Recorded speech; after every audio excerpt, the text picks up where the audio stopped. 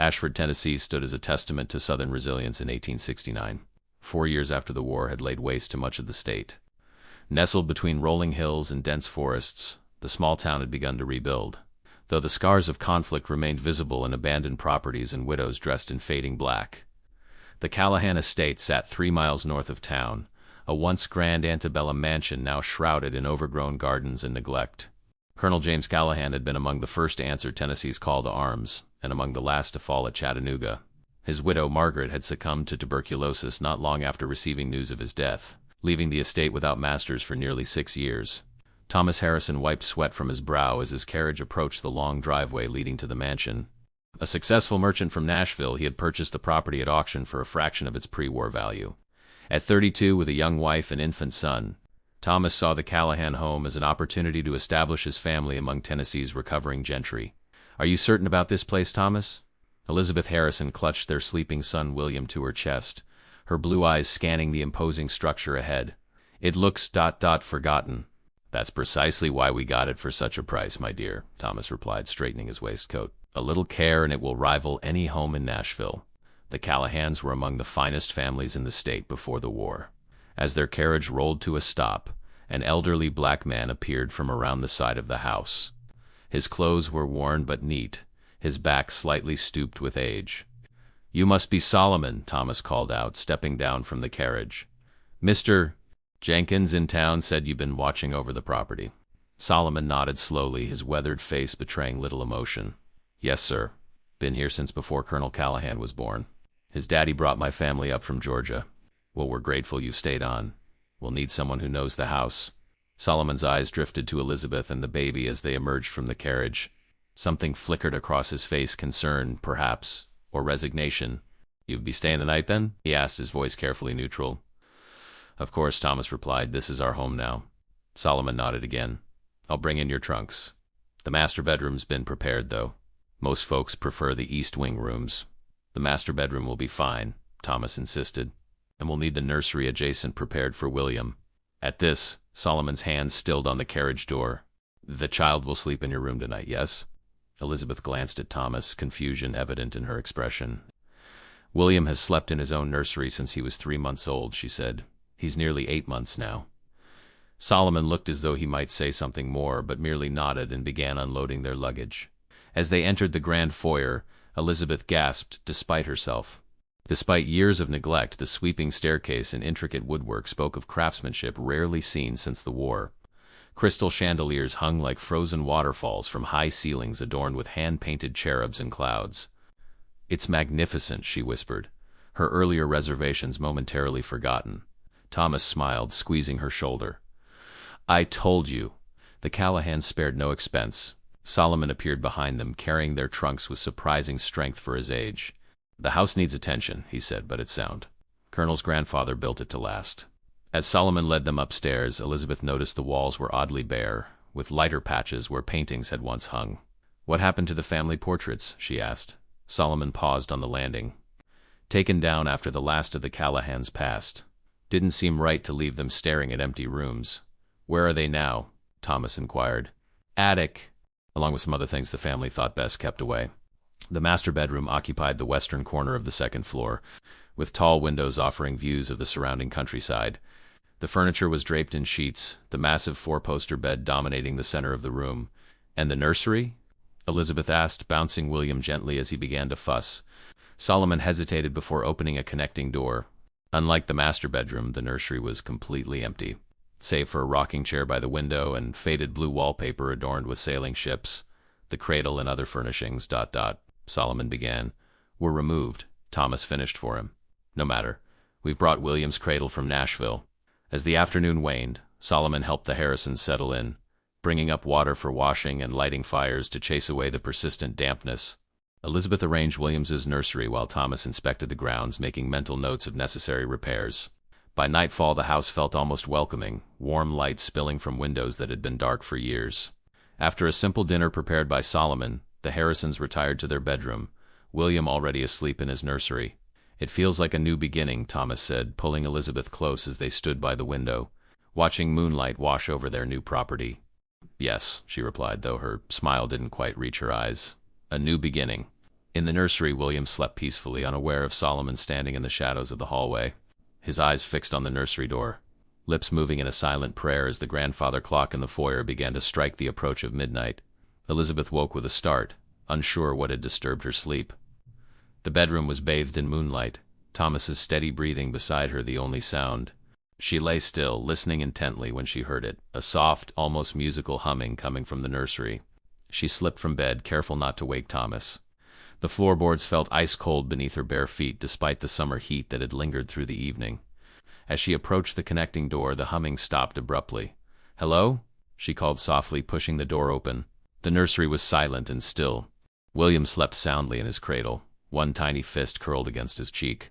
Elizabeth crossed to him, adjusting his blanket, though the room was far from cold. As she turned to leave, a movement at the window caught her eye. The rocking chair was moving slightly, as if someone had just risen from it. Elizabeth stared, her heart quickening. "Is someone there?" No answer came, yet she couldn't shake the sensation of being watched. She hurried back to bed, telling herself it was merely nerves from sleeping in a strange house. Morning brought welcome sunlight and the smell of coffee brewing. Elizabeth found Thomas already dressed and reviewing papers at a small desk they'd placed in the sitting room. "Did you check on William?" she asked, trying to keep her voice casual. Thomas looked up. "Just now. He's still sleeping soundly.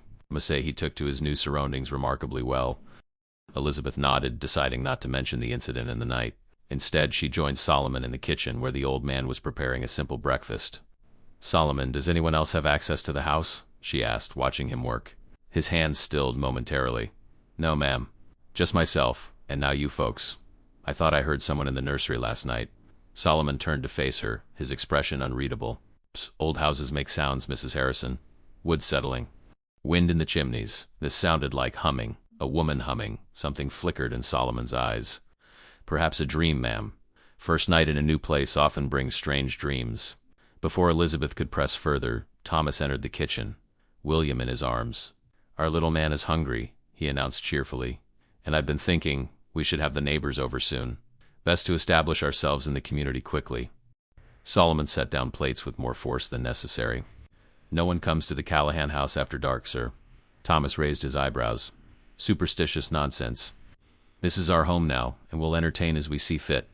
Solomon said nothing more, but Elizabeth noticed how his hands trembled slightly as he poured coffee. After breakfast, Thomas left to meet with carpenters in town, planning renovations to restore the estate to its former glory. Elizabeth took advantage of the clear day to explore the house more thoroughly, William strapped to her chest in a carrying cloth. The east wing, as Solomon had mentioned, contained several well-appointed bedrooms, less grand than the master suite, but certainly comfortable. Elizabeth wondered why the old man had suggested they stay here instead. The library held hundreds of volumes, their leather bindings cracked with age and disuse. As Elizabeth browsed the shelves, William babbled happily, reaching for the colorful spines. "Your father will read to you from these someday," she told him, kissing his downy head. On the third floor, she discovered a music room with a pianoforte and several stringed instruments in cases. Dust covered everything, but when Elizabeth experimentally pressed a piano key, the note rang true. She was about to continue to the attic when Solomon appeared at the doorway. "Mrs. Harrison, I wouldn't recommend the attic today," he said. "Likely to be stifling hot up there. Not good for the little one." "I was curious about the family portraits you mentioned." Solomon shook his head. "Nothing but old paintings and forgotten things. I can bring down anything you wish to see." Something in his tone made Elizabeth acquiesce, though her curiosity remained. As afternoon faded toward evening, Thomas returned with 2 laborers who began taking measurements for repairs. The activity brought a sense of normalcy that Elizabeth welcomed, and by dinner her unease from the previous night had mostly dissipated. "I've invited the Whitakers for dinner next Friday," Thomas announced as they ate. Edward Whitaker owns the lumber mill and most of the commercial buildings in town. His wife Sarah is apparently the arbiter of Ashford society. Elizabeth nodded, though she noticed Solomon's frown as he cleared the dishes. After dinner they settled in the parlor, Thomas reading aloud from a book of poetry while Elizabeth sewed and William played with wooden blocks on a blanket nearby. The domesticity of the scene comforted Elizabeth, making the grand old house feel more like home. As bedtime approached, she carried William to the nursery, singing softly as she changed him into his night clothes. The rocking chair stood motionless by the window, innocuous in the lamplight. Elizabeth deliberately sat in it as she nursed William, claiming the space as her own. Later, as she and Thomas prepared for bed, she found herself listening for any unusual sounds from the nursery. You seem distracted, Thomas observed, hanging his waistcoat in the wardrobe. It's nothing, Elizabeth replied. Just adjusting to the new house. Thomas kissed her forehead. It will feel like home soon enough. After Thomas fell asleep, Elizabeth lay awake, watching moonlight creep across the ceiling. When the grandfather clock downstairs began to strike midnight, she found herself counting each resonant chime. On the 12th stroke, a child's cry pierced the silence, not the fussy whimper of a waking baby, but a shriek of unmistakable terror. William. Elizabeth bolted from bed and flung open the nursery door. Thomas close behind her. The cry came again, but William lay in his cradle, still asleep, peaceful and undisturbed. Yet the sound continued, a child wailing in fear, coming not from the cradle but from somewhere within the walls themselves. Do you hear that? Elizabeth whispered, her voice tight with fear. Thomas stood frozen in the doorway, his face pale in the moonlight. I do. The crying echoed around them, seeming to come from everywhere and nowhere at once. William stirred in his cradle but didn't wake, his sleep unnaturally deep despite the disturbing sounds. Thomas crossed to the nursery window, throwing it open as if expecting to find the source outside. The night air rushed in, heavy with the scent of magnolias and wet earth, but the crying continued unabated. This is absurd, Thomas muttered, lighting a lamp with shaking hands. There must be an explanation. The crying abruptly ceased, leaving a silence that felt even more oppressive. Elizabeth rushed to William's cradle, gathering him into her arms. He remained asleep, his breathing steady and undisturbed. Thomas, I want to leave, Elizabeth said, clutching William to her chest. Something isn't right in this house. Before Thomas could respond, a soft knock came at the bedroom door. Solomon stood in the hallway, fully dressed despite the late hour, a lantern in his weathered hand. You heard it, he said. It wasn't a question. Thomas straightened, attempting to regain his composure. What exactly did we hear, Solomon? And don't tell me it was the wind or the house settling. Solomon's eyes moved to William, still sleeping in Elizabeth's arms. You need to bring the child to your room tonight, and tomorrow night, and every night until... Till what? Elizabeth demanded. Until you leave this house, Solomon finished, his voice dropping to nearly a whisper. As all the others have done. Thomas's expression hardened. I demand an explanation. Now. Solomon entered the room slowly, setting his lantern on a small table. In its light, he suddenly looked much older, the lines in his face deeper, his eyes hollow with some ancient grief. The Callahans were proud people, he began. Colonel James's grandfather, Jeremiah Callahan, built this house in 1802. He had 3 sons, but by 1810 all had died before their first birthdays. Childhood mortality was common then, Thomas interjected. Solomon continued as if he hadn't spoken. Jeremiah's second wife bore him a daughter, Constance. She lived to 17, long enough to marry and bear a child of her own. The night she brought her newborn son back to this house. Both were found dead the next morning, though no cause was ever determined. Elizabeth gasped, instinctively holding William tighter. The house passed to Jeremiah's nephew, who became Colonel Callahan's father. He and his wife had 5 children. Only James survived past infancy, and only because his mother insisted he sleep in their room until his 5th year. Thomas paced the room, his rational mind clearly struggling with Solomon's implication. Coincidences and tragedy, nothing more. Disease was rampant in those days. The children who died showed no signs of illness, Solomon said firmly, and all died on their first night in the nursery. Why wasn't this disclosed when I purchased the property? Thomas demanded. It was, sir, after a fashion. The documentation mentioned the property had historical challenges that had prevented continuous family occupation. Most buyers understood the meaning and looked elsewhere. Elizabeth moved to the window, gazing out at the moonlit grounds. What about you, Solomon? You've stayed all these years. A sad smile crossed the old man's face. I don't sleep in the house, ma'am. I have quarters above the carriage house, and I have no children to protect. Thomas ran a hand through his hair, clearly agitated. This is preposterous. Ghost stories to frighten newcomers. Not ghosts, sir, Solomon said quietly. Something else. Something that doesn't want any Callahan blood, or anyone who would inherit this land to continue. We're not Callahans, Elizabeth pointed out. But your son would inherit this place, making him the next in line after you. That's enough. William stirred in Elizabeth's arms, making small sounds of wakefulness. His eyes opened, and to Elizabeth's horror he stared fixedly at an empty corner of the room, his little face breaking into a delighted smile as he reached toward something none of them could see. Thomas, Elizabeth whispered. We're leaving. Now. Thomas hesitated, clearly torn between his wife's fear and his unwillingness to surrender to superstition. It's the middle of the night, Elizabeth. Where would we go? There's a hotel in town, Solomon offered. Or you could stay in the East Wing tonight. No child has ever come to harm there. After a tense discussion, they compromised. William's cradle was moved into their bedroom, and Solomon brought extra lamps, filling the room with reassuring light. He also provided a small leather pouch that he hung above the doorway. "My grandmother's charm," he explained. "She was brought from West Africa, new ways to keep evil at bay." Thomas scoffed but didn't object. Once Solomon had gone, he sat on the edge of the bed, watching Elizabeth settle William back to sleep. "You don't believe any of this, do you?" he asked quietly. Elizabeth looked up at him, her eyes troubled. "I don't know what to believe. But I heard a child crying, Thomas. We both did. There are rational explanations. Perhaps some architecture quirk carries sound from elsewhere. Maybe someone in town at exactly midnight, and William sleeping through it despite the noise?" Elizabeth shook her head. "Something is wrong here, Thomas. Terribly wrong." Thomas sighed, reaching for her hand. "Let's try to get some sleep. Things will seem clearer in the morning." But sleep remained elusive. Elizabeth lay awake, watching William's cradle and listening to every creak and settling sound of the old house. Thomas eventually drifted off, his practical nature asserting itself in exhaustion, but Elizabeth remained vigilant. As dawn approached, she finally succumbed to fatigue, falling into a fitful sleep filled with dreams of crying children and empty cradles. When she awoke, sunlight was streaming through the windows, and Thomas was already dressed. "I'm going into town," he announced, his voice carefully controlled. "I intend to learn everything about the Callahan family history in this house. There will be records, newspaper accounts, if there's any truth to Solomon's stories." Elizabeth nodded, relief washing over her at the thought of Thomas taking their concerns seriously. "What shall we do in the meantime?" she asked, lifting William from his cradle. "Stay out of the nursery," Thomas replied grimly, "and don't let William out of your sight." After Thomas departed, Elizabeth found Solomon in the kitchen, preparing breakfast as if the previous night's revelations were commonplace. "How long have you known?" she asked, settling William in her lap at the kitchen table. Solomon paused in his work. "I was born in this house, Mrs. Harrison. I've always known."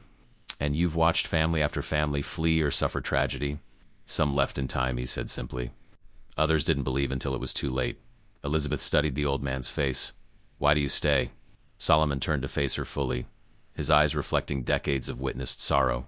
"Someone needs to warn them, and someone needs to remember those who were lost." Outside, the summer day brightened, mockingly cheerful against the darkness they had encountered. Elizabeth decided to spend the morning in the gardens with William, keeping as far from the nursery as possible while they awaited Thomas's return and whatever truths he might uncover in Ashford. Thomas returned from town as afternoon shadows began to lengthen across the lawn. Elizabeth had spent the day outdoors with William, finding the sunshine and open air a welcome respite from the oppressive atmosphere of the house. Solomon had brought them lunch in the garden, his silent efficiency both comforting and somehow ominous. Thomas's expression as he dismounted from his horse told Elizabeth everything before he spoke a word.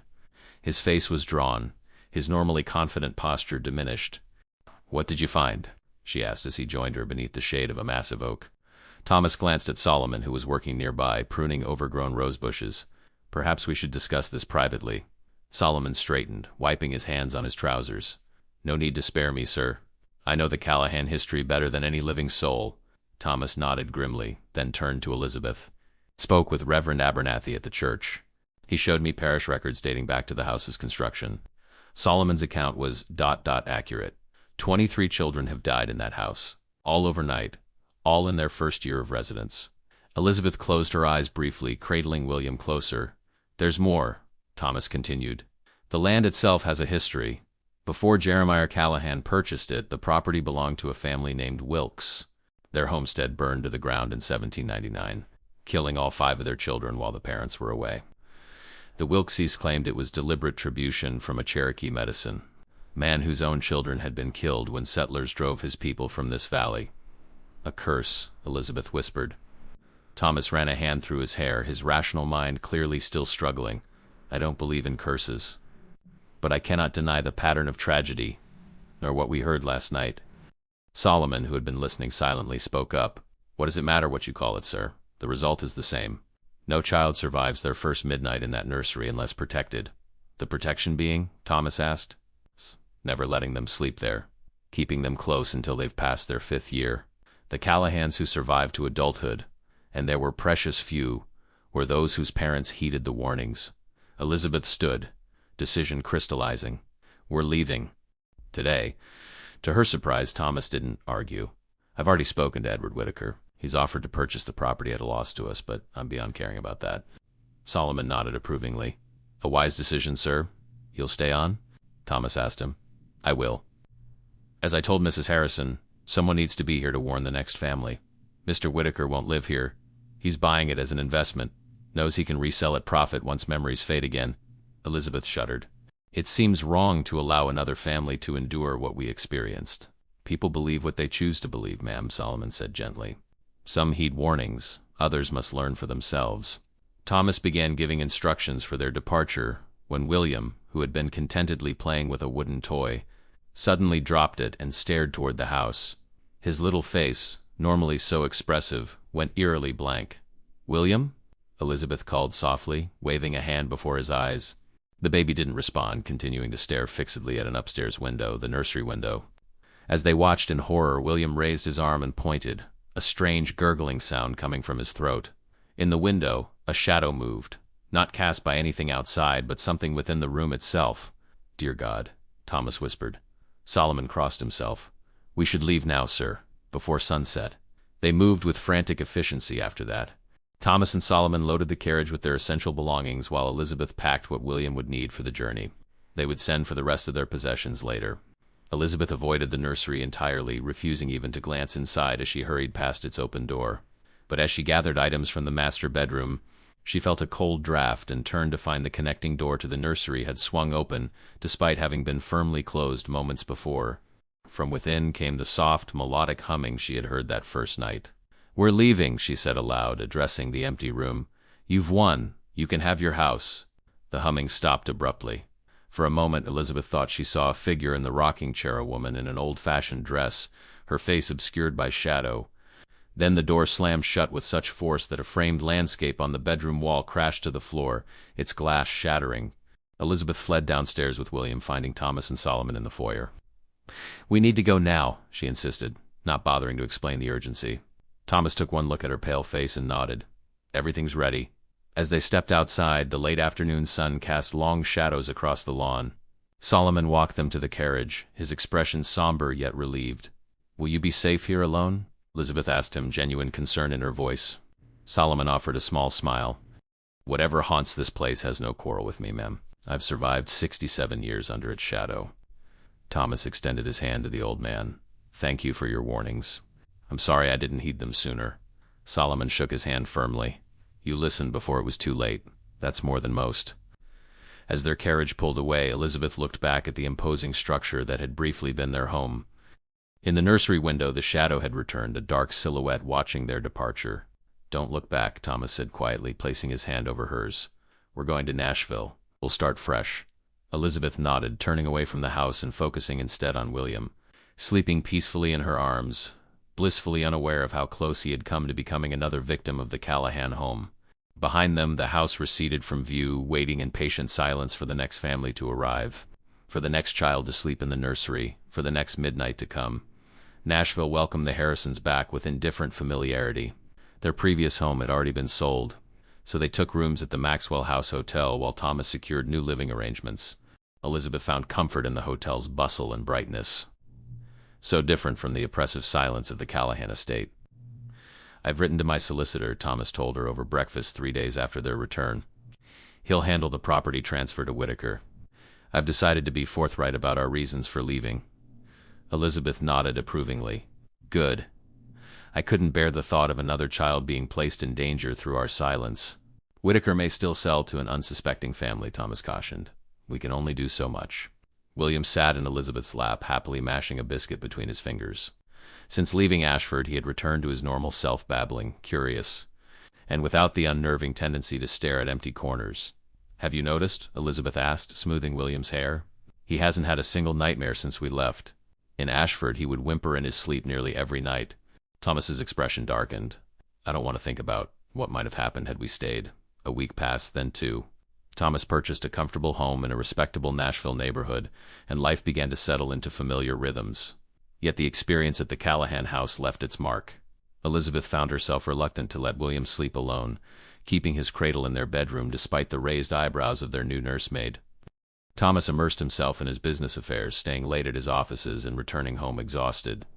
Elizabeth suspected he was working so hard partly to avoid dwelling on their experience in Ashford. One evening in late August, as a summer storm rattled the windows of their new home, a messenger arrived with a letter bearing the Ashford postmark. Thomas opened it in his study, Elizabeth watching his face carefully as he read. "It's from Reverend Abernathy," he said finally, his voice tight. "Solomon is dead." Elizabeth sank into a chair, a wave of unexpected grief washing over her. "How?" "Found in the carriage house, apparently of natural causes. The Reverend thought we should know, given our connection to the property." "Poor Solomon," Elizabeth whispered. "He spent his entire life bound to that dreadful place." Thomas set the letter down carefully. "There's more. Whitaker's already sold the property. A family from Virginia, the Crawfords. Husband, wife, and 3 children, the youngest just 2 years old." Elizabeth's hand flew to her mouth. "Did no one warn them?" According to Abernathy, Whitaker presented the house's history as local superstition, colorful folklore to enhance the property's character. Thomas's voice dripped with disgust. He apparently doubled his investment. "We have to do something," Elizabeth insisted, rising to her feet. "Write to them, telegraph anything." Office nodded grimly. "I'll send a telegram first thing tomorrow." But the next day brought more news from Ashford, rendering their warning unnecessary. The Crawfords had spent exactly one night in the Callahan house. Their youngest child, a daughter named Mary, had been found dead in her bed at dawn, her face frozen in an expression of such terror that the local doctor refused to speculate on the cause in his official report. The Crawfords had fled immediately, leaving most of their possessions behind. The house once again stood empty, its malevolent reputation further cemented in local lore. "We should have burned it to the ground," Elizabeth said, her voice hollow as Thomas relayed the news. Thomas didn't disagree. Autumn came to Nashville, bringing cooler temperatures and fallen leaves that crunched underfoot. William took his first unsteady steps, tottering across the parlor floor while his parents applauded. Life moved forward, as it must, but the shadow of Ashford remained.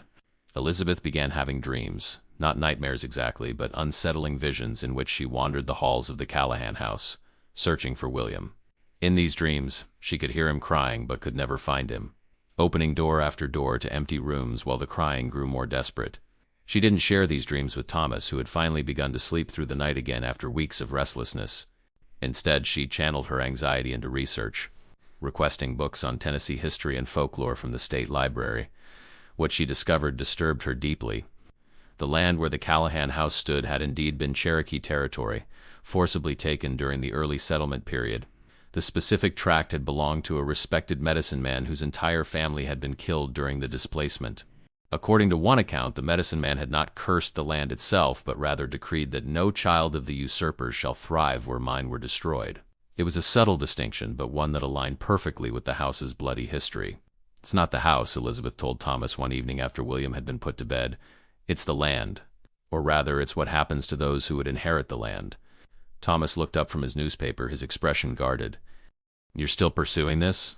Don't you want to understand what happened to us? What nearly happened to William?" Thomas sighed, setting aside his paper. "I've made my peace with not understanding, Elizabeth. Some things defy rational explanation. But this doesn't," she insisted, showing him her notes. "Every child who died was an heir, someone who would eventually inherit the property. The curse, if we call it that, targets bloodlines, not individuals. To what end? The Cherokee are gone from Tennessee now, removed west decades ago? Vengeance doesn't require the vengeful to witness it," Elizabeth said softly, "and some wounds never heal." Their discussion was interrupted by a knock at the front door. Their housekeeper announced a visitor, a Mr. Solomon Harris from Ashford.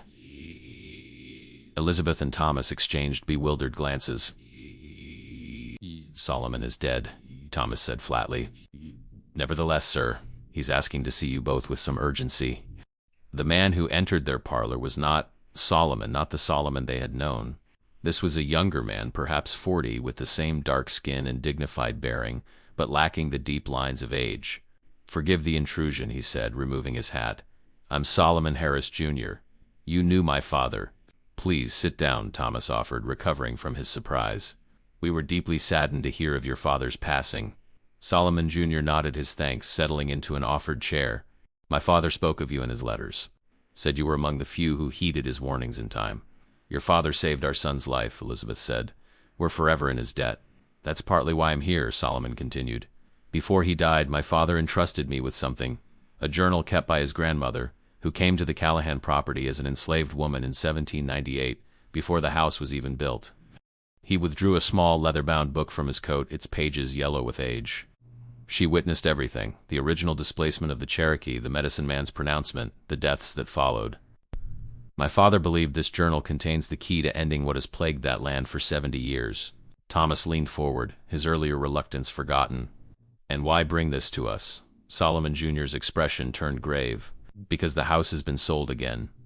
To a family named Harrison, your cousins, I believe? Cousins? Thomas repeated, his face draining of color.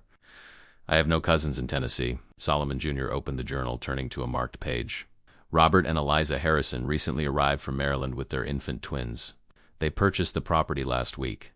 Elizabeth's hand flew to her mouth. Robert is Thomas's second cousin. We sent them a wedding announcement last year, but I had no idea they'd moved south. Thomas stood abruptly, pacing the room. They must have seen the property listing and recognized the connection. But surely Whitaker would have disclosed the recent tragedy. Whitaker left Ashford the day after selling to the Crawfords, Solomon Jr. explained. The property was handled by his business partner, who may not know the full history, or chose not to share it. We must telegraph them immediately, Elizabeth insisted, already reaching for the bell to summon a servant. Thomas nodded grimly. I'll go myself first thing tomorrow. It's only a day's journey. Solomon Jr. held up a hand. There may be another way. He gestured to the journal. My father believed this contained not just an account of the curse, but the means to end it. Elizabeth leaned forward eagerly. What does it say? It's written partly in English, partly in my great-grandmother's native Yoruba. I've been working to translate it fully, but the essence is clear. The Cherokee medicine man didn't simply curse the land, he bound something to it. Something that had lost its own children and shared his thirst for vengeance. A spirit? Thomas asked skeptically. The journal doesn't name it directly. My great-grandmother called it the grieving one, or sometimes the watcher at midnight. Solomon Jr. continued, his voice dropping lower. She described it as a mother's spirit, twisted by grief into something vengeful. The medicine man didn't create this entity. He found it, already ancient and hungry, and gave it purpose. Thomas shook his head, struggling with the concept. This is beyond my understanding. Yet you've witnessed its effects, Solomon Jr. reminded him. You heard the cries. You saw how it watched your child. Elizabeth shivered, remembering William's strange behavior at the nursery window. How do we stop it? How do we save Robert and Eliza's children? Solomon Jr. carefully turned the brittle pages of the journal. According to my great-grandmother, the binding ritual took place at the site where the Wilkes cabin once stood, directly beneath what is now the nursery. The medicine man sacrificed something of great personal value there, and in return, the watcher agreed to prevent any usurper's lineage from taking root in the soil. What was sacrificed? Thomas asked. The journal doesn't specify, but it suggests that to end the curse, an equal sacrifice must be made by someone with rightful claim to the land, the Cherokee, Elizabeth whispered. Solomon Jr. nodded solemnly. My great-grandmother believed the spirit could be released if a descendant of the original tribe performed a ritual of unbinding at the site of the original sacrifice. Thomas stood straighter, a new determination in his bearing. Do you know of any such descendants? I do. There's a woman living near Nashville, Sarah Walking Stick. Her grandfather was the medicine man's nephew, one of the few family members who survived the removal. She's known locally for her knowledge of the old ways. Can you take us to her? Elizabeth asked. Solomon Jr. hesitated. She may not welcome this intrusion. The curse has served its purpose from her perspective, preventing the settlers from establishing lasting claim to stolen land. Innocent children have died, Thomas said firmly. More will die if nothing is done. Surely she wouldn't condone that. I'll speak with her, Solomon Jr. agreed. But I make no promises. In the meantime, you should still warn your cousins. Thomas nodded. I'll leave for Ashford at first light. After Solomon Jr. departed with promises to contact them once he'd spoken to Sarah Walking Stick, Elizabeth checked on William, finding him sleeping peacefully in his bedroom. She stood watching his small chest rise and fall, gratitude washing over her anew for their narrow escape. We got out in time, Thomas said softly, appearing in the doorway behind her. Elizabeth turned to him, her expression troubled. But Robert and Eliza don't even know they're in danger. Their children, ... She couldn't finish the thought. I'll reach them in time, Thomas promised, pulling her close. And perhaps this Sarah Walking Stick will help us end this nightmare for good. Thomas departed early the next morning, taking the faster route to Ashford through the hill country. Elizabeth spent the day in anxious anticipation, dividing her attention between William and her continued research into the Callahan property's history. By evening, she had compiled a more complete timeline of tragedies. not just the children who had died in the nursery, but families who had abandoned the property after experiencing unexplained phenomena, and the curious fact that no owner had ever managed to establish a multi-generational presence on the land. Solomon Jr. returned as dusk was falling, bringing unexpected company. Sarah Walkingstick was younger than Elizabeth had imagined, perhaps 35, with sharp black eyes and a direct manner that commanded respect. She wore modern dress, but carried herself with unmistakable dignity. "Mrs. Harrison," she acknowledged with a slight nod. "Mr. Harris has explained your situation." "Thank you for coming," Elizabeth said, gesturing them into the parlor. "My husband has gone to warn his cousins." Sarah settled into a chair, studying Elizabeth intently. "Mr. Harris tells me you experienced the Watcher firsthand. We heard a child crying at midnight. Our son," Elizabeth's voice faltered, "our son seemed to see something we couldn't." "Children often perceive what adults cannot," Sarah said matter-of-factly, "especially the very young, whose spirits still remember the world they recently left."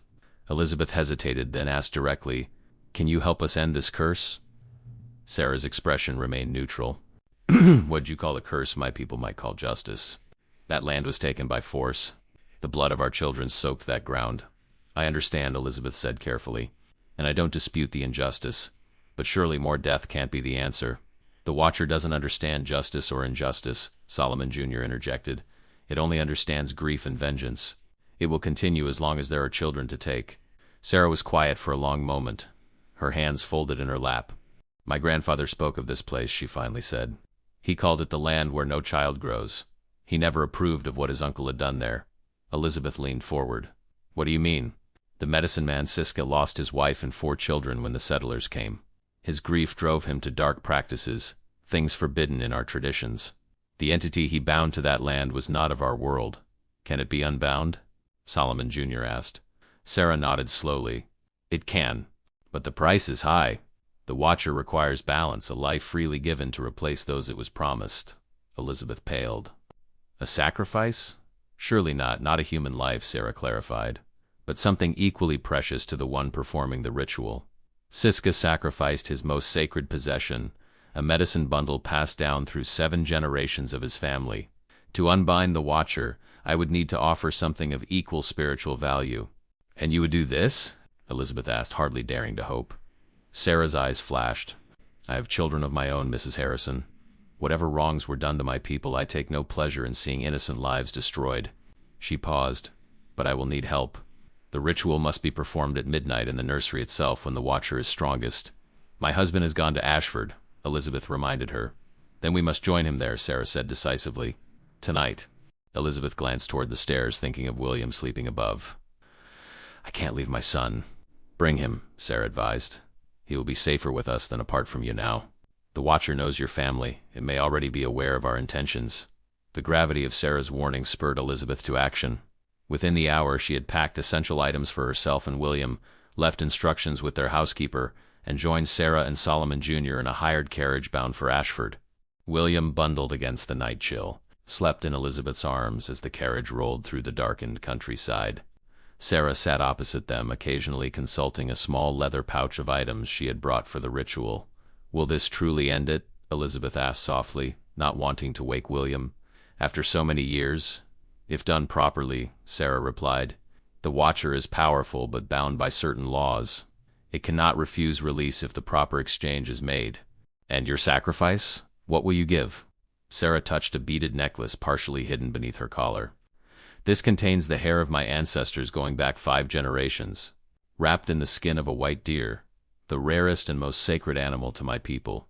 It has protected my family through disease, war, and removal. It is ... beyond price." Elizabeth felt humbled by the magnitude of what this woman was willing to relinquish. "Thank you doesn't seem adequate." "I don't do this for thanks," Sarah said simply. "I do it because some cycles of vengeance must end."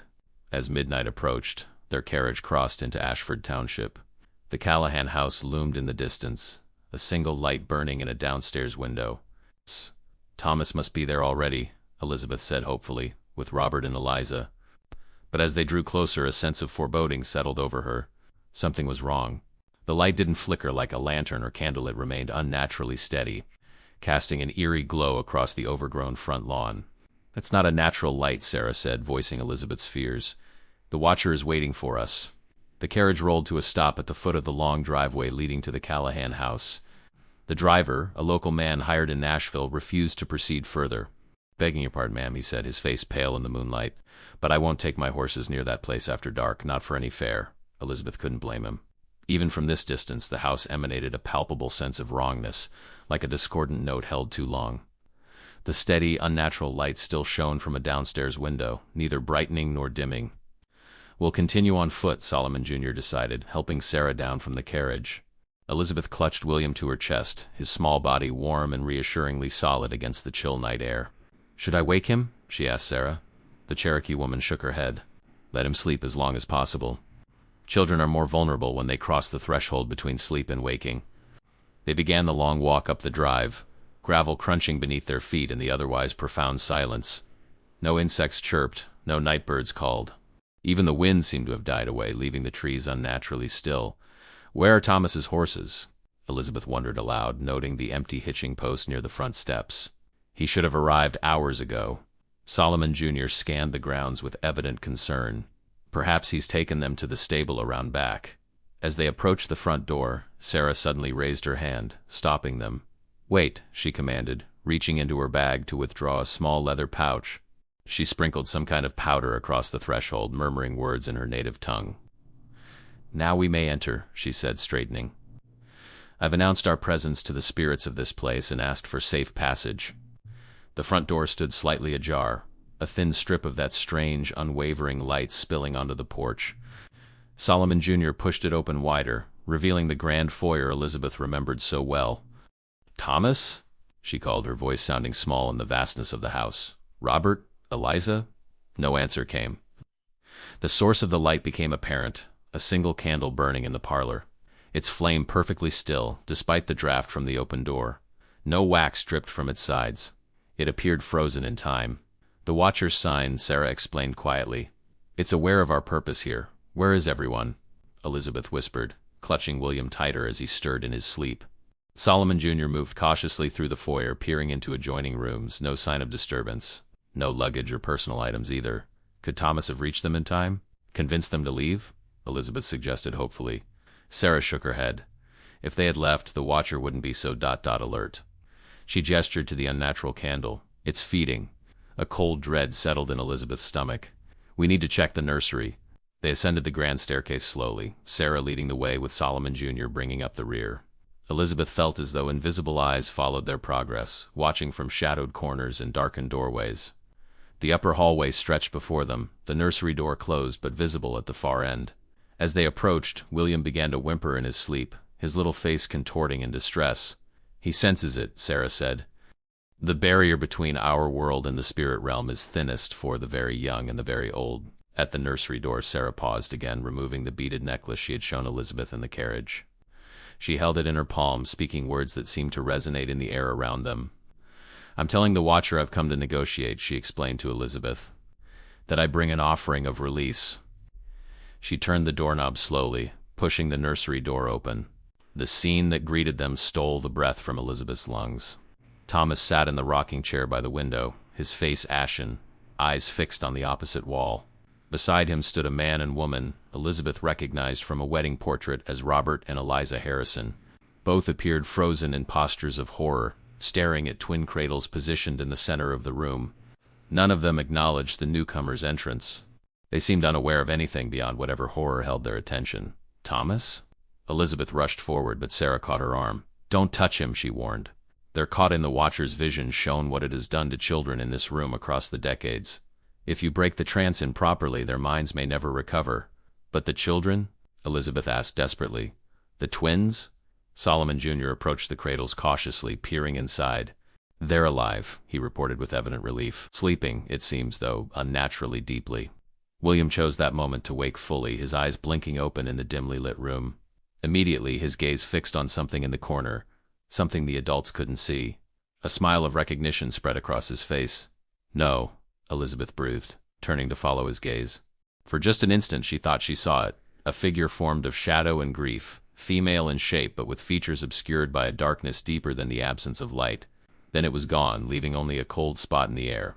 "It's here," Sarah said unnecessarily, "and it knows why we've come."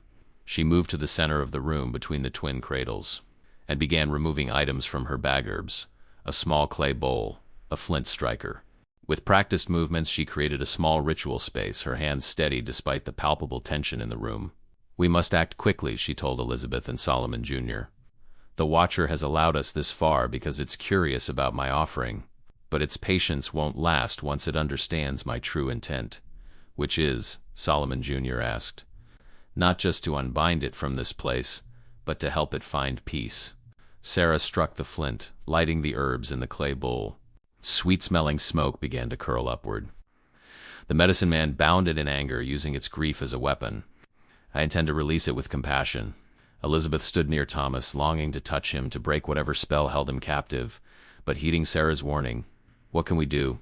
"Protect the children," Sarah said simply. "All of them. The Watcher will fight when it realizes what I'm doing. It may lash out."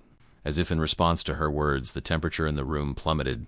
The rocking chair began to move, not with Thomas in it, but around him, rocking violently as if pushed by invisible hands. The cradles containing the twins started to shake. "Take William to the far corner," Solomon Jr. instructed Elizabeth. "I'll watch over the twins." Sarah had begun chanting in her native language, the beaded necklace now dangling from her outstretched hand. The smoke from the burning herbs formed unusual patterns in the air, swirling not upward but in spirals around the room. A child's cry pierced the silence, the same terrified wail Elizabeth and Thomas had heard on their first night in the house. It seemed to come from everywhere at once, building in intensity until Elizabeth had to fight the urge to cover her ears. William, surprisingly, remained calm in her arms, his eyes following something only he could see as it moved around the room. The nursery door slammed shut. The windows rattled in their frames. The flames of the candles Sarah had lit flared dangerously high, then extinguished altogether, leaving only the unearthly glow of the herbs illuminating the scene. In this strange half-light, Elizabeth finally saw it clearly. The Watcher, a woman's form composed of shadow and mist, her face a mask of eternal grief, her arms reaching endlessly for children forever beyond her grasp. Sarah stood before this apparition, unflinching. "I see you," she said, her voice somehow carrying over the wailing. "I know your pain. I offer you release." The spectral figure seemed to hesitate, the crying momentarily subsiding. "For too long you've been bound to this place, forced to enact another's vengeance. I bring you the chance to rest." Sarah held out the beaded necklace. Quote, "This contains the essence of my ancestors, their wisdom and strength. I offer it freely in exchange for your freedom and the lives of these children." The Watcher drifted closer to Sarah, its form rippling like smoke in a breeze. It reached for the necklace with insubstantial fingers. "I ask only that you release those you've bound," Sarah continued, her voice unwavering. "The living and the dead alike." A tension filled the room, a sense of ancient decision hanging in the balance. Elizabeth held her breath. William clutched tightly to her chest. Then, with a sudden fury that shook the very foundations of the house, the Watcher rejected the offering. The necklace flew from Sarah's hand, striking the wall and falling to the floor. The spectral figure expanded, filling the room with cold darkness, the wailing rising to an unbearable pitch. "It doesn't want release," Sarah gasped, staggering backward. "It wants vengeance. Only vengeance." The twins began to cry in their cradles, awakened by the commotion. Thomas, Robert, and Eliza remained trapped in their trances, unaware of the chaos unfolding around them. "What do we do?" Elizabeth cried over the wailing. Sarah's eyes met hers across the room, determination replacing her momentary shock. "There's another way, more dangerous. We must break the original binding at its source." "How?" "The floor," Solomon Jr. said suddenly, understanding dawning. "The site of the original sacrifice is beneath this room." Sarah nodded. "We need to get to it." "Nah." As the Watcher's fury continued to shake the house, they frantically began pulling up the ornate rug covering the nursery floor, revealing polished hardwood beneath. Solomon Jr. produced a pocket knife, using it to pry at the boards. "Here," he called, finding one that moved slightly. "This section's been replaced." Together they managed to pull up several floorboards, revealing a small space beneath. In the dim light, Elizabeth could make out something nestled in the dirt foundation, a small bundle wrapped in faded leather, surrounded by what looked like children's toys from another era. "The medicine bundle," Sarah confirmed. "And offerings left by the Watcher over the years taken from its victims." She reached for the bundle, but the Watcher's form suddenly consolidated, becoming more solid than before. It lunged at Sarah, knocking her backward with surprising force. "It won't let me near," she gasped, regaining her feet. The wailing had become deafening, the twins screaming in terror, the very air vibrating with supernatural energy. Elizabeth looked down at William in her arms. Throughout the chaos, he had remained oddly serene, his eyes tracking the watcher without fear. It has to be a child, she realized aloud. The medicine man used children as his leverage. Only a child can undo it. Before Solomon Jr. or Sarah could stop her, Elizabeth knelt by the opening in the floor, still holding William. "I'm not offering my son as a sacrifice," she said quickly, seeing their horrified expressions. "But perhaps he can reach what we cannot." She lowered William until his feet touched the ground, supporting him as he stood unsteadily by the opening. The watcher went suddenly, completely still, its wailing cutting off mid-cry. "William," Elizabeth said softly, "can you get the bundle, the little package down there?" To her amazement, William toddled forward without hesitation, reaching down into the space beneath the floor. His small hands closed around the medicine bundle, lifting it from its resting place of 70 years. The moment the bundle left the ground, a change came over the watcher. Its form began to unravel, threads of shadow dispersing like smoke in a strong wind. The oppressive cold receded, warmth gradually returning to the room. Sarah moved quickly, taking the bundle from William's hands and replacing it with her beaded necklace. "A fair exchange," she said, addressing the dissolving spirit. "Your binding for mine rests now." The last vestiges of the watcher seemed to pause, hovering near the twins' cradles. For a moment, Elizabeth feared it would make one final attempt to claim them. Instead, it drifted to the window, gradually fading until nothing remained but ordinary darkness. In the sudden silence, Thomas gasped as if surfacing from deep water, blinking in confusion. Robert and Eliza likewise broke free from their trances, rushing immediately to their children. "Elizabeth?" Thomas called, disoriented. "What happened? How did you get here?" As dawn broke over the Callahan house, a sense of peace settled for the first time in 7 decades. The curse was broken, the watcher released from its binding. Whether it had found rest or simply moved on, none could say with certainty. What mattered was that the cycle of death had ended. No more children would perish under the roof of the Callahan home. Spring came early to Ashford in 1870, bringing with it a sense of renewal that extended beyond the natural world. The Callahan house, now officially renamed Harrison Manor, had undergone significant changes under Robert and Eliza's ownership. The nursery had been completely remodeled, its walls stripped to the studs and rebuilt, the floorboards replaced entirely. No physical trace remained of the space where so many tragedies had occurred. Even the furniture had been replaced, the old pieces burned in a ceremonial bonfire overseen by Sarah, walking stick before she returned to her community near Nashville. Elizabeth stood on the broad front porch, watching William chase butterflies across the newly trimmed lawn. At 18 months, he had grown into a sturdy, curious toddler with no apparent memory of the supernatural events he had witnessed or his pivotal role in ending them. "He seems completely at home here," Thomas observed, joining her on the porch. Quote, "No nightmares, no strange behavior." Elizabeth nodded, smiling as William tumbled onto the grass, giggling. "Children are remarkably resilient. I doubt he remembers anything of that night." Thomas squeezed her hand. "And what of you? Any regrets about our decision to return?" After the breaking of the curse, Thomas and Elizabeth had made the unexpected choice to join Robert and Eliza at the estate, establishing a joint ownership that would eventually pass to both William and the twins. The house was large enough to accommodate both families comfortably, and the arrangement provided security and companionship that all parties welcomed after their ordeal. "None," Elizabeth replied honestly. "This place needed healing as much as we did. I believe we're providing that." From inside the house came the sound of Eliza playing the pianoforte, a cheerful melody that drifted through the open windows. The twins, Henry and Jane, could be heard babbling along, having reached the age where every sound was an experiment in communication. "Solomon Jr. visits the cemetery regularly," Thomas mentioned, changing the subject slightly.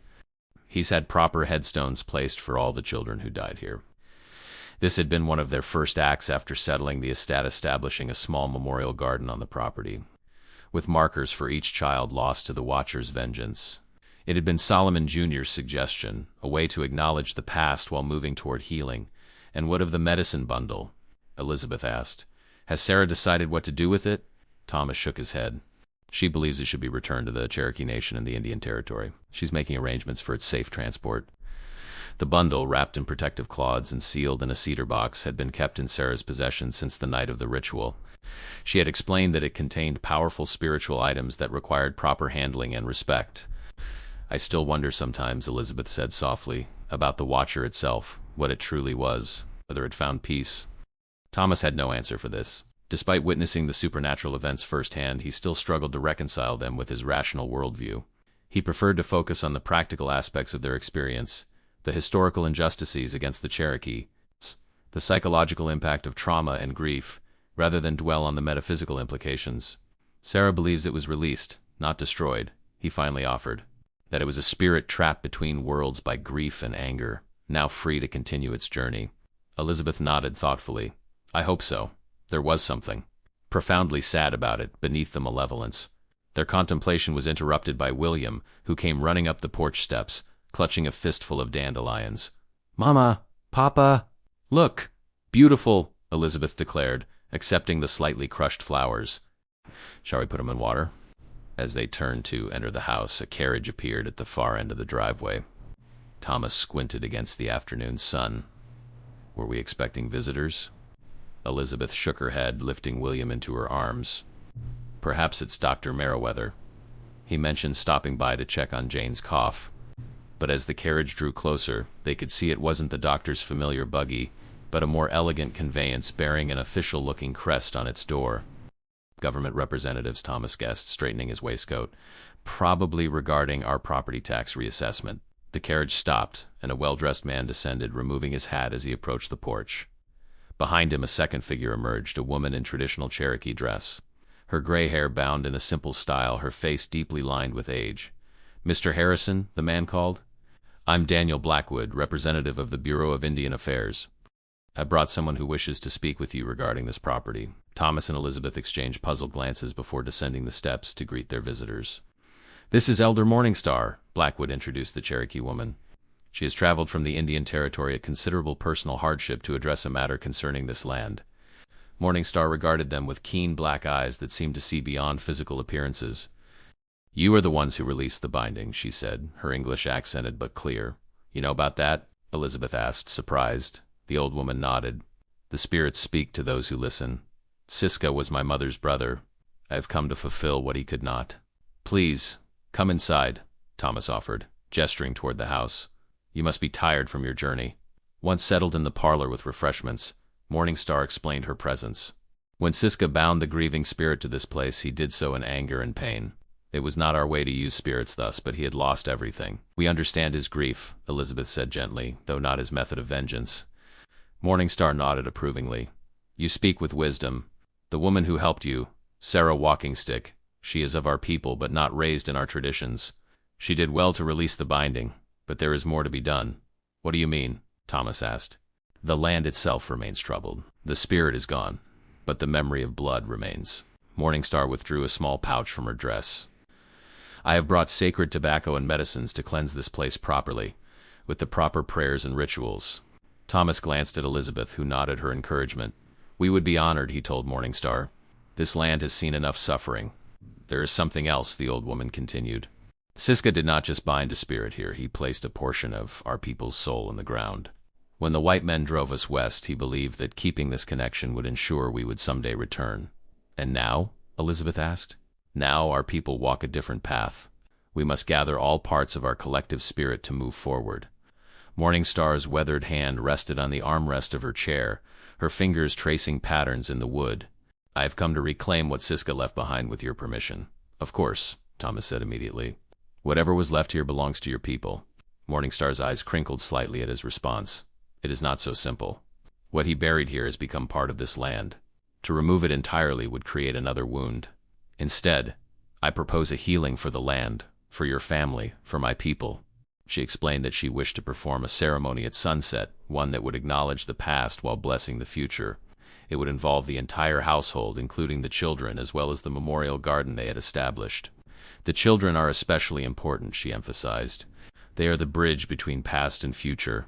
As sunset approached, they gathered in the garden. Robert and Eliza joined them, carrying the twins. Solomon Jr. arrived, having been sent for at Morningstar's request. Even the household staff participated, forming a circle around the simple stone markers commemorating the lost children. Morningstar moved slowly around the circle, sprinkling a mixture of herbs and tobacco, speaking words in her native language. When she came to William, she paused, studying him intently. This one touched the spirit world, she said to Elizabeth. He will always carry that connection, though he may not remember it consciously. The ceremony continued as the sun dipped below the horizon, painting the sky in brilliant oranges and purples. Morning Star sang in a clear, strong voice that belied her age, calling to ancestors and spirits in a language none of the others understood but all somehow felt. As darkness fell, she lit a small fire in a clay bowl, adding pinches of various substances that created flames of different colors: blue, green, purple, each representing different aspects of healing and remembrance. "Now," she said finally, "each of you must speak the name of someone you wish to honor, someone who has passed beyond but remains in your heart." One by one they complied. Thomas named his father, Elizabeth, her grandmother. Robert and Eliza each named relatives lost in the war. Solomon Jr. spoke his father's name with quiet dignity. When they had finished, Morningstar nodded in satisfaction. "The circle is complete. The past is honored. The future awaits." She gestured to the memorial stones. "These children are at peace now. Their spirits have been released from this place." As they walked back to the house under a sky brilliant with stars, Elizabeth felt a profound sense of closure. The weight that had lingered even after the Watcher's departure seemed finally to have lifted. "Will you stay the night?" she asked Morningstar. "It's too late to travel." The old woman smiled. "Yes. For the first time in generations, a peaceful night's sleep can be had under this roof." Later, after the house had quieted and most had retired, Elizabeth checked on William one last time. His nursery, located in the East Wing, far from the original, was peaceful and ordinary, illuminated by a small night lamp. As she bent to kiss his forehead, William stirred slightly, his eyes opening for a moment. He smiled sleepily up at her, then glanced toward the window. "All gone," he murmured before drifting back to sleep.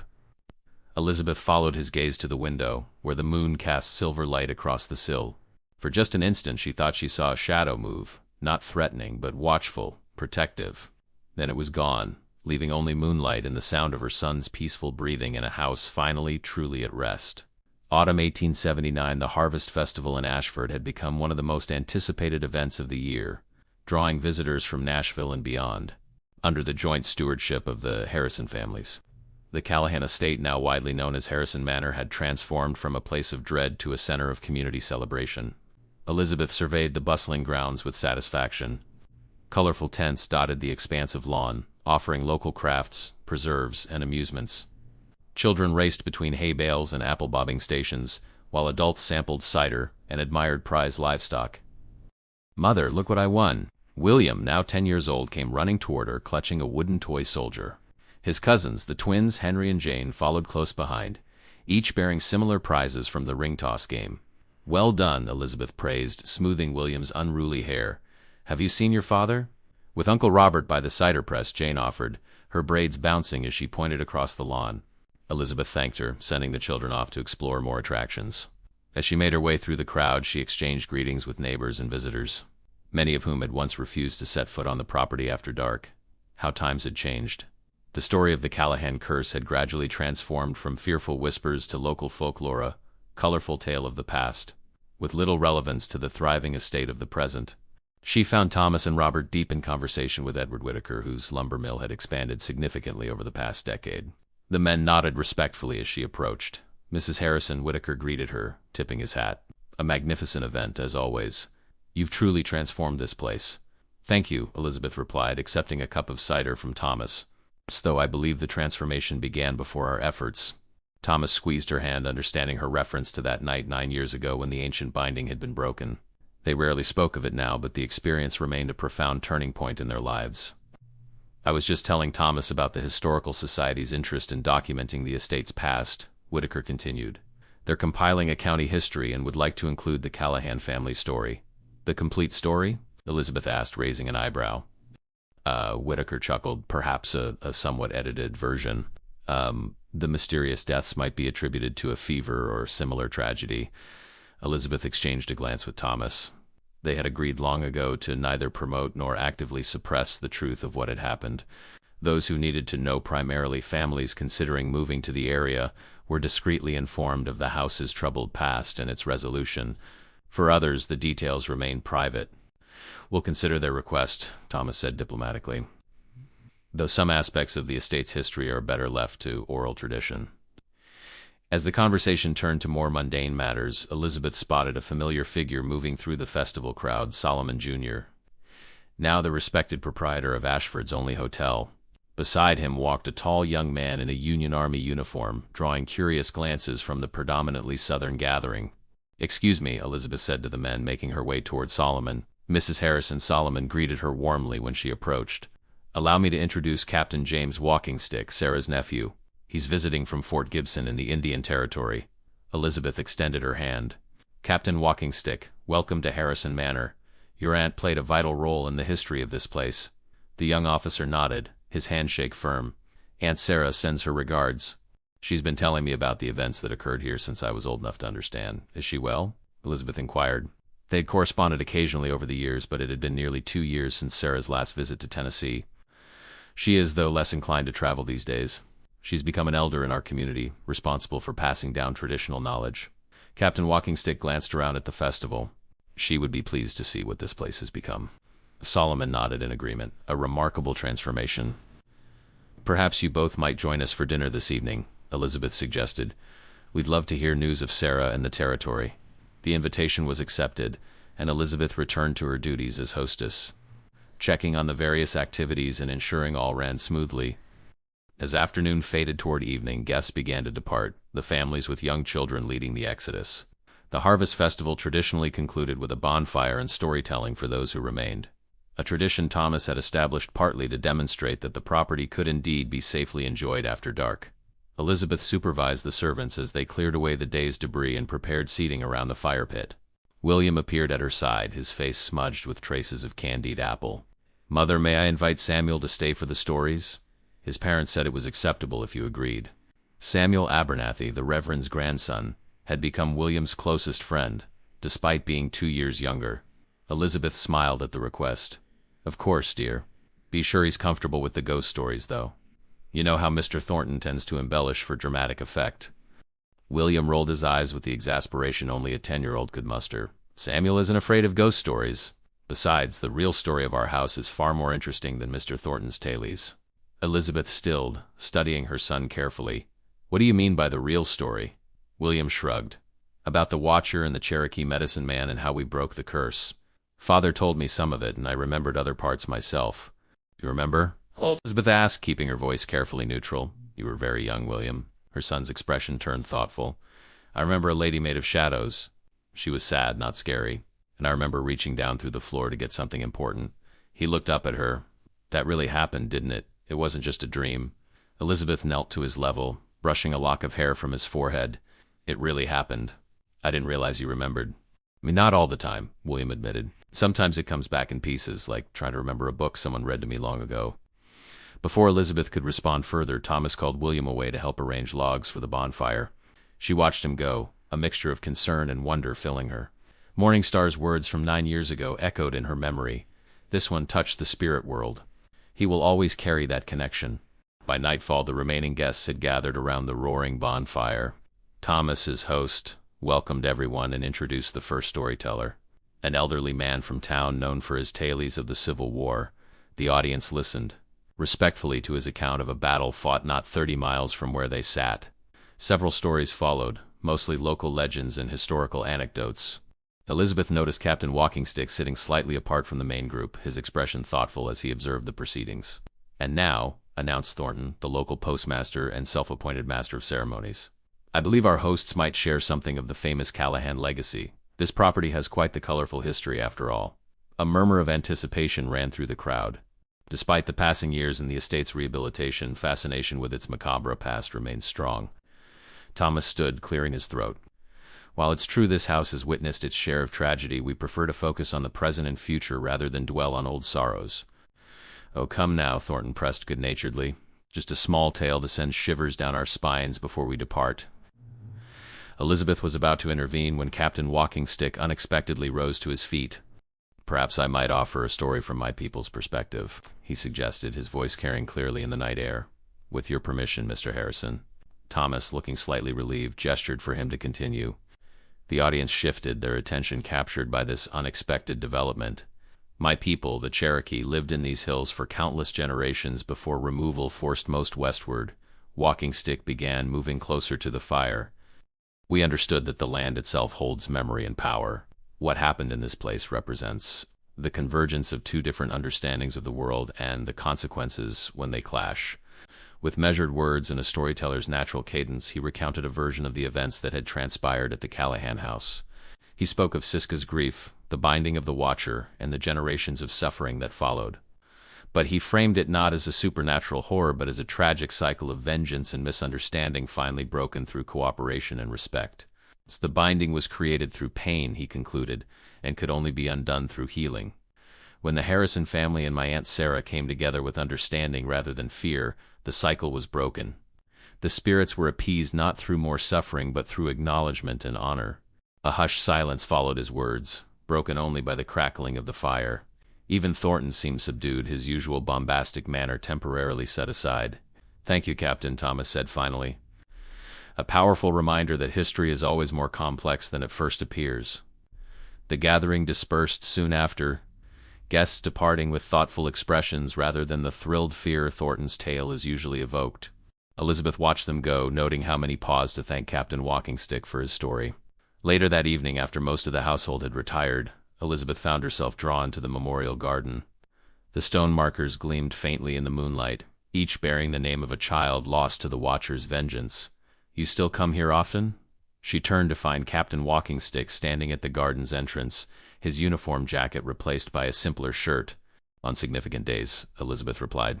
"It seems important to remember them." The captain nodded, stepping further into the garden. "My aunt says remembrance is a form of honor. But there's a difference between honoring the dead and binding them to a place or purpose. Is that what Siska did? Bind the children as well as the Watcher, in a manner of speaking. His actions trapped their spirits here alongside the entity he summoned." Walkingstick studied the markers thoughtfully. "My aunt believes your son was able to reach the medicine bundle because of the children's spirits. Recognized him as innocent and touched by the conflicts of adults." Elizabeth considered this. "William remembers more than I realized. He spoke of it today for the first time. That doesn't surprise me. Children often see more clearly than adults, especially in matters of spirit." He hesitated before continuing. "There's another reason for my visit, Mrs. Harrison. I've brought something from my aunt." From a pouch at his belt, he withdrew a small object wrapped in soft buckskin. "Sarah asked me to bury this in your memorial garden. It's a carved stone figure, very old, passed down through generations of our family.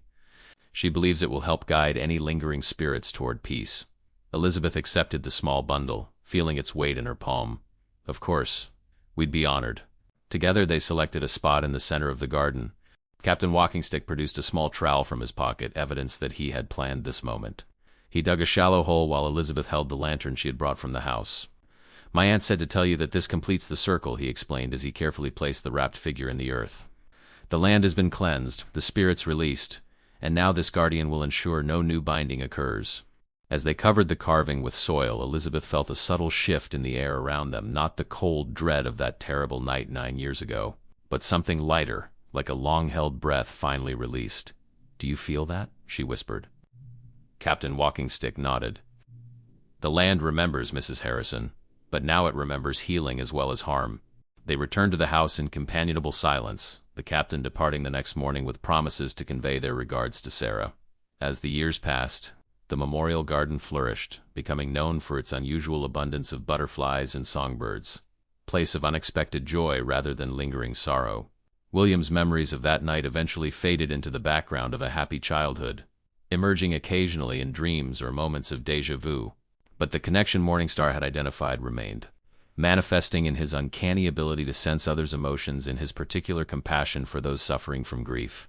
The Callahan house, firmly established now as Harrison Manor, continued its transformation, from a place of dread to one of community and family.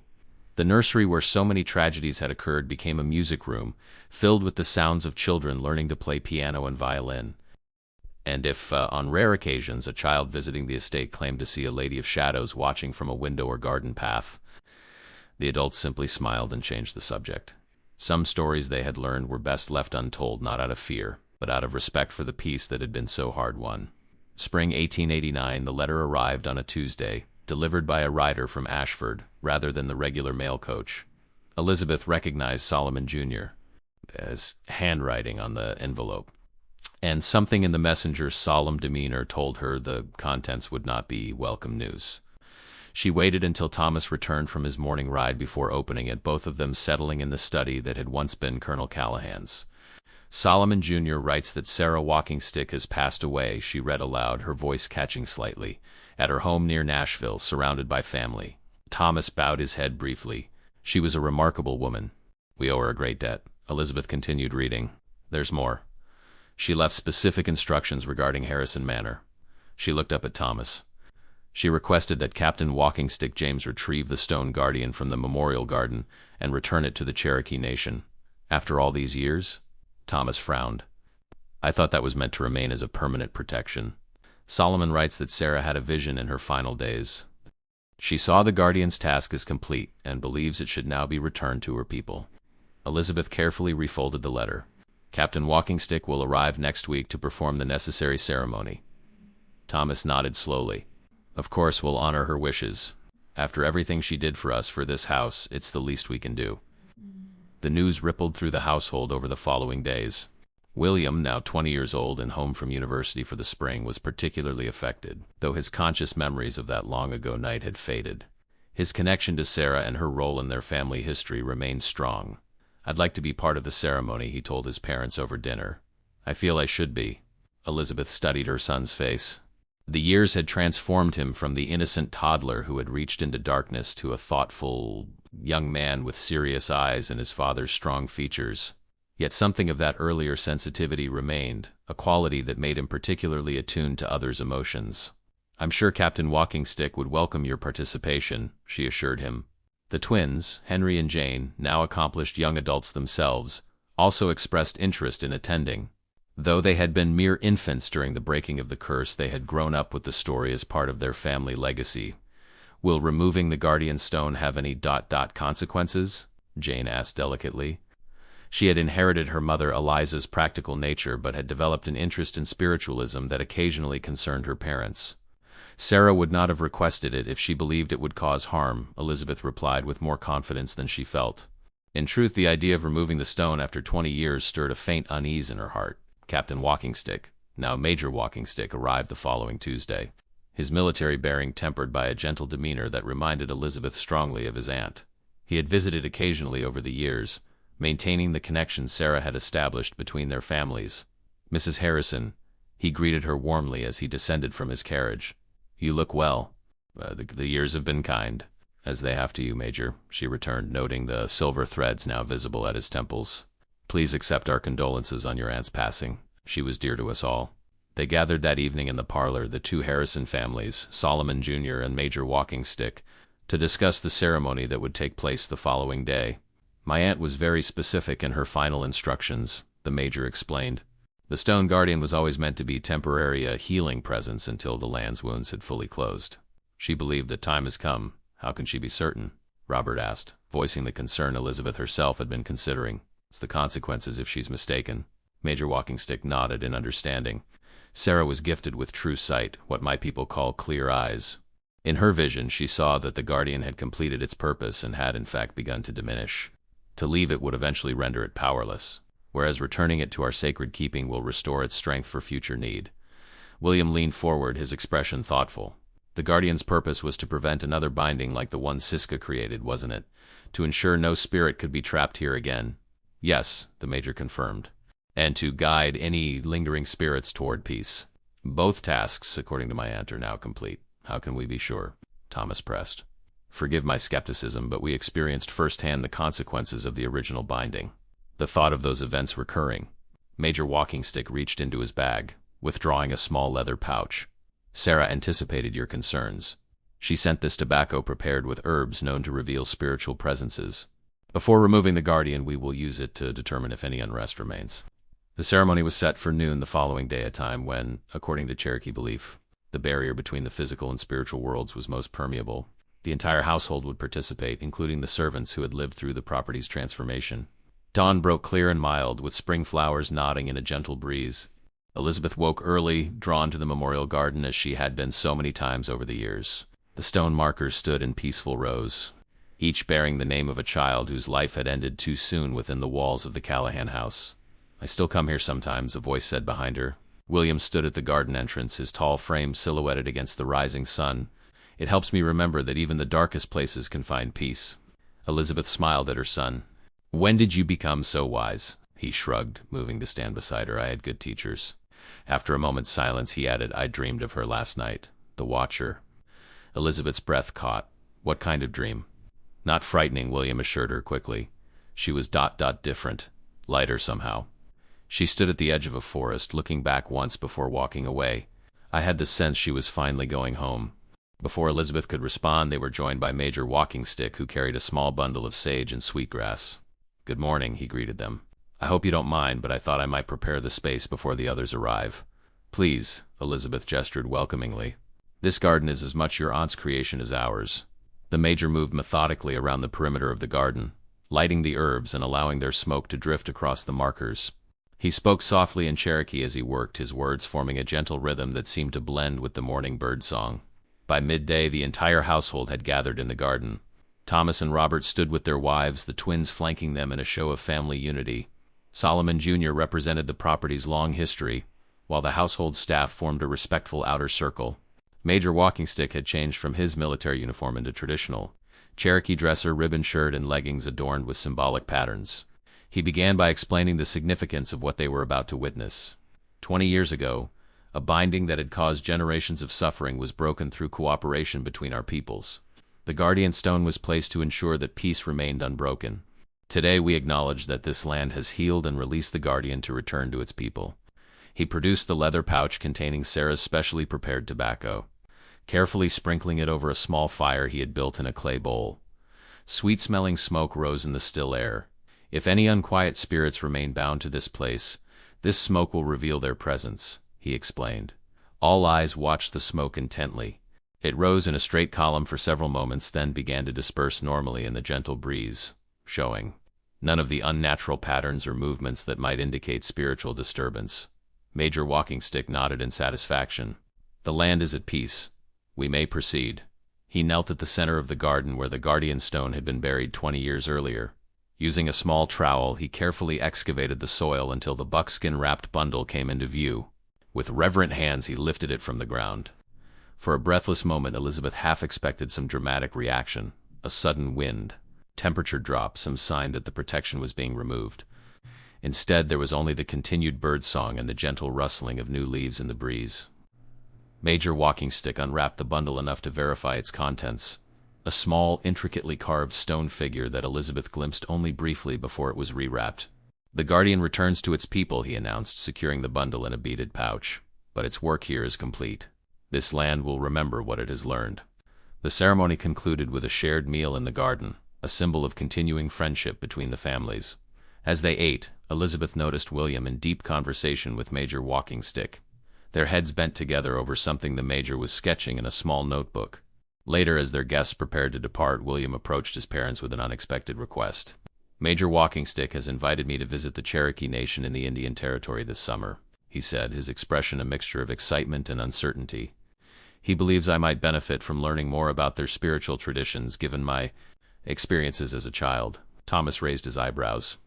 Your studies at the university would not be affected, William assured him quickly. It would be during the summer break. The Major thinks I have a natural affinity for understanding the connections between the physical and spiritual worlds.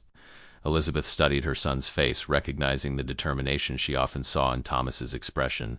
This is important to you? It wasn't a question, but William nodded anyway. I've always felt there was more to what happened here than I fully understood. Perhaps this is an opportunity to find those missing pieces. After further discussion and assurances from Major Walkingstick about William's safety, Thomas and Elizabeth gave their blessing to the summer journey.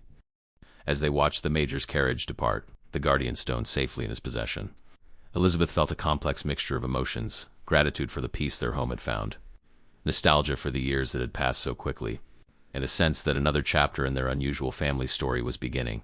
Do you think we'll notice any difference? Thomas asked quietly, his arm around her waist. Without the guardian stone? Elizabeth considered the question seriously. I don't think so.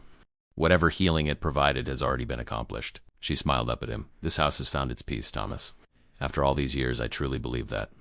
As if in confirmation, a butterfly, the first of the season, fluttered past them to land briefly on one of the memorial stones before continuing its journey upward, disappearing into the clear spring sky. Harrison Manor stood solid and serene in the afternoon sunlight, no longer haunted by its past, but transformed by it, a place where tragedy had given way to healing. An ancient vengeance had finally found rest.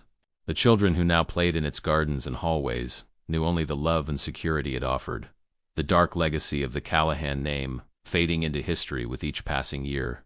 And if occasionally a child still claimed to glimpse a lady of shadows watching benevolently from a window or garden path, it was regarded not with fear but with the quiet acknowledgement that some connections transcend the boundaries between worlds, and some forms of watchfulness arise not from vengeance but from a more enduring emotion, love.